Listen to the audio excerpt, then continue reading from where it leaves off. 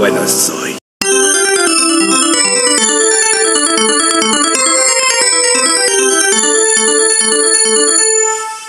El video de hoy va a estar bueno, qué bueno, orgásmico. Y ve por tus papitas y tu refresco en bolsita porque esto va a estar grueso. Los mitos estrictamente definidos son cuentos tradicionales que están cargados de elementos religiosos que explican el universo y sus primeros pobladores. Son historias que tanto el narrador como su audiencia consideran verdaderas y narran la creación y la ordenación del mundo, tareas normalmente llevadas a cabo por una deidad, dios o diosa, que existe en el caos, en el vacío o en algún mundo aparte, con una serie de hijos y compañeros. La deidad da forma al mundo y lo llena de vida, e inicia una serie de aventuras y luchas en las que él o ella logra liberar el sol, la luna, las aguas o el fuego, regula los vientos, crea el maíz, las alubias o los frutos secos, derrota monstruos y enseña a los mortales cómo cazar y arar la tierra. El ser que lleva a cabo estas tareas, el arquetipo o héroe cultural, puede presentar una forma antropomórfica como Zeus en la antigua mitología griega, o animal como el coyote y el cuervo en los cuentos de los indios norteamericanos, y con frecuencia cambia de forma. Algunas mitologías, como las americanas y las de África Occidental, encierran ciclos completos en los que el héroe cultural es un embaucador, pequeño, ingenioso, codicioso, presumido, embustero y estúpido a la vez.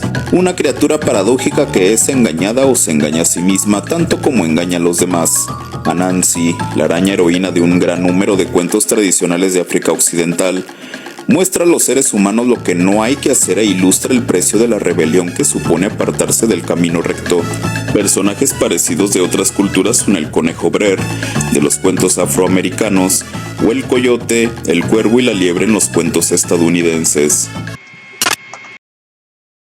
Las leyendas equivalen a una historia popular, e incluso cuando tratan de temas religiosos se diferencian de los mitos en que narran lo que sucedió en el mundo una vez concluida la creación.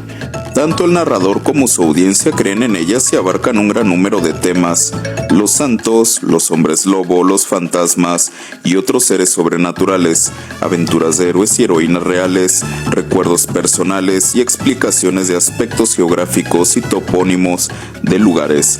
Son las llamadas leyendas locales. Las leyendas se diferencian de la historia formal en su estilo de presentación, énfasis y propósito. Como otras formas de cuento tradicional, tienden a adoptar fórmulas concretas, utilizando patrones fijos y descripciones características de los personajes. Por ejemplo, apenas se preocupan en detallar cómo son en realidad sus héroes. Jesse James, un bandido estadounidense, puede aparecer como un Robin Hood moderno o un Luis Candelas, un personaje de un buen corazón que robaba a los ricos para repartir el botín entre los pobres. Los exploradores estadounidenses Davy Crockett y Kit Carson son prácticamente el mismo personaje en la leyenda. De la misma manera, Helena de Troya y Cleopatra del antiguo Egipto, Deirdre en la leyenda irlandesa y más recientemente la actriz Marilyn Monroe han entrado a formar parte del folclore como símbolos de la belleza femenina casi sin matices diferenciadores. Algo similar en cuanto a las pautas de los personajes sucede en las historias de miedo, las leyendas locales y en algunos casos hasta en los recuerdos familiares, relatos que, aunque pueden presentarse como históricos, están demasiado trillados para ser tomados como verdaderos y objetivamente históricos. Las leyendas urbanas son historias contemporáneas ambientadas en una ciudad, se toman como verdaderas, pero tienen patrones y temas que revelan su carácter legendario. El contexto de estas leyendas pueden ser contemporáneo, pero las historias reflejan preocupaciones eternas sobre la vida urbana, incluyendo la intimidad, la muerte, la decadencia y, muy en especial, las gentes marginadas y fuera de la ley.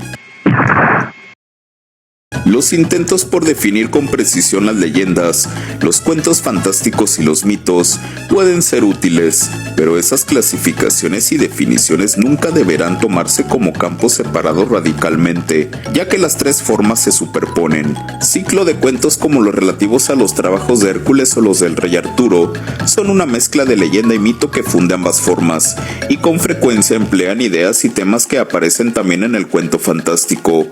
Una de las razones principales principales por las que esto ocurre es que los cuentos cambian constantemente de función y por ello de definición, conforme unas sociedades conquistan o se asimilan a otras, mezclándose y cambiando, por lo tanto, las creencias de los pueblos en contacto. Sucede también que una narración que deja de ser aceptada como religiosa o filosófica puede sobrevivir como cuento fantasía. Por otra parte, las heroínas y los héroes legendarios pueden asumir propiedades divinas y sus aventuras adoptar significados mitológicos. La definición de cuento tradicional depende de su función social y de la forma en que el narrador y la audiencia lo consideran en el momento de su existencia. Antes de ser llevados como esclavos a América, los africanos occidentales recitaban los relatos del conejo Brer como parte de su mitología, pero en América el cristianismo casi borró la religión africana, y aunque los afroamericanos continuaron recitando los cuentos del conejo Brer, estas historias perdieron su carácter mitológico. Existen otras formas de cuento tradicional muy extendidas por todo el mundo. Los relatos de animales se engloban en dos categorías principales: los protagonizados por animales que pueden hablar y se comportan como seres humanos. ¡Esto merece una celebración! ¡Sacrifiquemos a Coneji! ¡Sí! ¡Ofrézcanme al diablo! ¡Sí!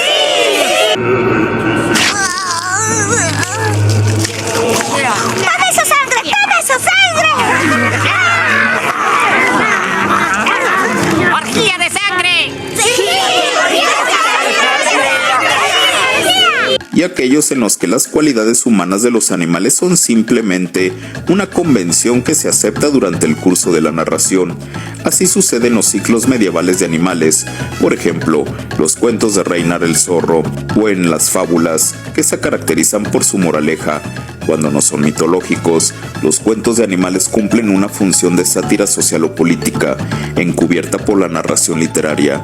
Los cuentos de fórmula reiterativa incluyen las historias interminables o los cuentos de nunca acabar. Los cuentos acumulativos, que parten de una frase básica a la que se van añadiendo otras nuevas. Por ejemplo, el famoso "a mi burro le duele la garganta", y los cuentos con un final inesperado, que abarcan desde las historias serias o ingeniosas a los juegos de palabras. Muchos de estos cuentos, como las patrañas, están relacionados con la gran cantidad de chistes y anécdotas graciosas que circulan en todas las sociedades. Este género comprende un amplio material, tanto lineal como equívoco, desde retratos sobre gente ignorante y loca, encuentros sexuales y confusiones producidas por equívocos lingüísticos o dialectos diferentes, como los modernos chistes malos, los cuentos cantados o recitados. Otra forma de cuento tradicional oral fueron muy populares en la región del Caribe. Se trata de historias, a menudo un cuento de animales o un marchen, con una canción o estribillo intercalada en la narración oral. Los seres humanos siempre han sido contadores de cuentos, y allí donde no tuvieron una Biblia, libros de historia, novelas o relatos, han formado las generaciones más jóvenes con historias conservadas en su memoria, ya fueran personales, familiares, del clan o de la sociedad más amplia, y se han entretenido al amor de la lumbre con diversos tipos de cuentos tradicionales. Esta función social sigue viva. En la actualidad se practica tanto en la escuela, bien de manera oral, bien a través de la literatura infantil, que ha recogido por escrito y en distintas versiones los cuentos tradicionales de todo el mundo, bien en las familias o comunidades siempre que una persona mayor cuente una historia relacionada con la familia o un hecho histórico vivido personalmente y matizado por su experiencia. Historias de las intervenciones en los asuntos mortales a través de la magia de unos pequeños seres sobrenaturales del folclore, generalmente de aspecto humano, que habitan en una región imaginaria llamada Tierra de las Hadas. En este mundo mágico se engloba además, de forma imprecisa, a los duendes, gnomos, elfos, genios, trasgos, trolls, enanos, banshees, silfos, espíritus y ondinas. La imaginación folclórica no concibe la Tierra de las Hadas como un mundo aparte, sino que hace vivir a los duendes en parajes tan comunes como las colinas, los árboles o los arroyos, y además usan ropas, adornos, muebles, casas y otros objetos semejantes a los de los humanos. La creencia en los duendes y hadas fue casi un atributo universal de la cultura popular primitiva. En la antigua literatura griega, las sirenas de la Odisea de Homero son seres con poderes mágicos y varios de los héroes de su Ilíada tienen amantes que son hadas en forma de ninfas.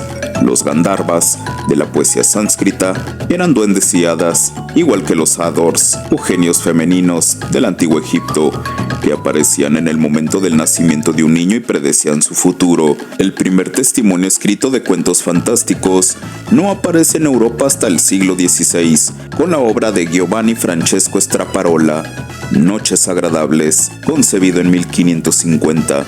Pero es Charles Perrault, con Cuento de Mama Oca, quien despierta gran interés por estos temas. Las traducciones de Las Mil y Una Noches ayudaron al desarrollo de este género literario. El triunfo llegó con el romanticismo de la mano de los hermanos Grimm, que realizaron una recopilación y estudio de cuentos de hadas de la tradición europea en cuentos para niños y familias, obra de la que se hicieron 7 reimpresiones de 1812 al 57. Hoffman, Andersen, Collodi, Becker y Fernán Caballero cultivaron este tipo de narración. En el siglo XX se realizaron estudios sobre estos cuentos, entre los que destacan Morfología del cuento, de 1928, del soviético Vladimir Yakovlevich Prop, el español Antonio Rodríguez Almodóvar, en Los Cuentos Maravillosos Españoles, de 1982, analiza los temas, periodos y autores del género en España.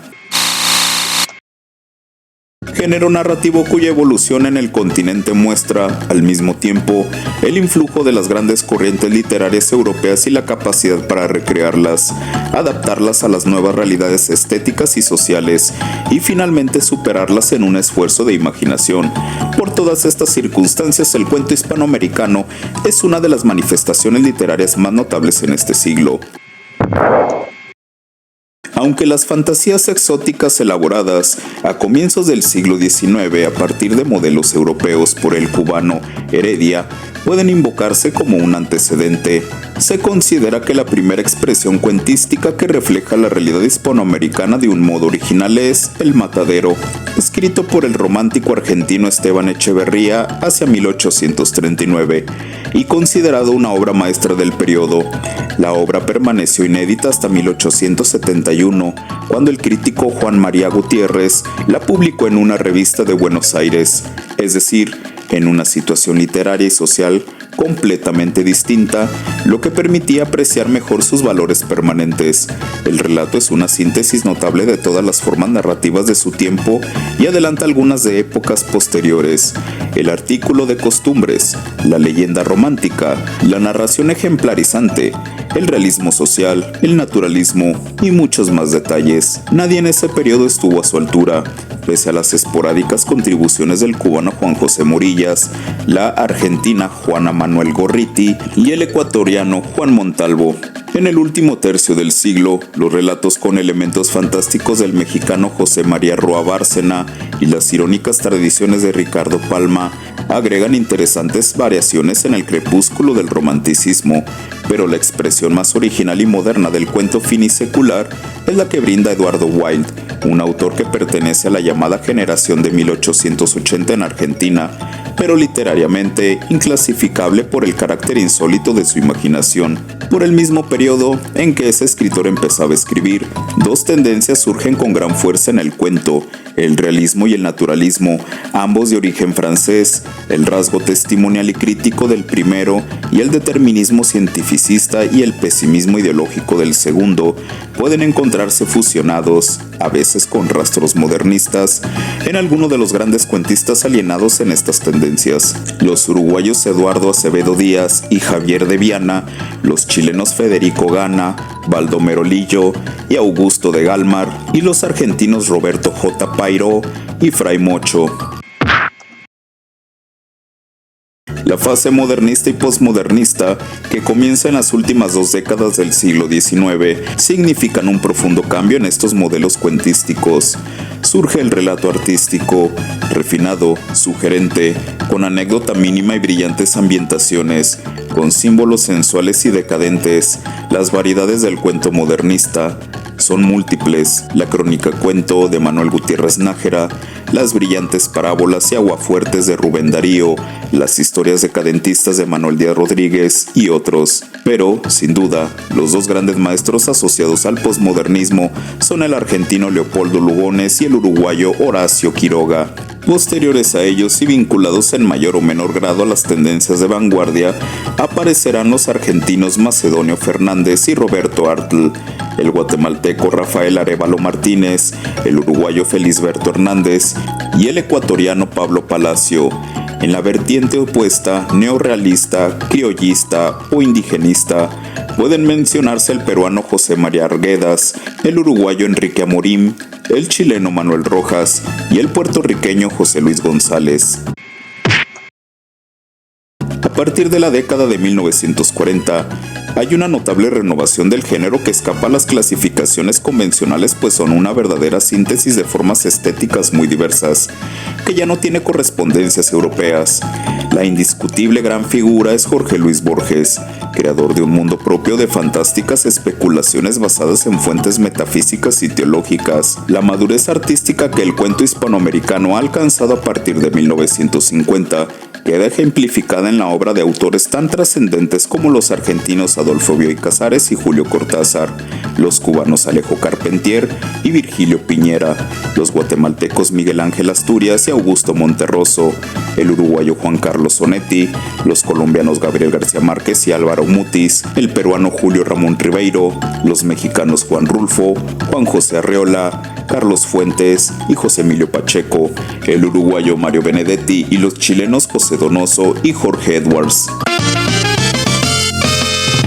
Qué bueno soy. Esto es todo, amigos. Ya está.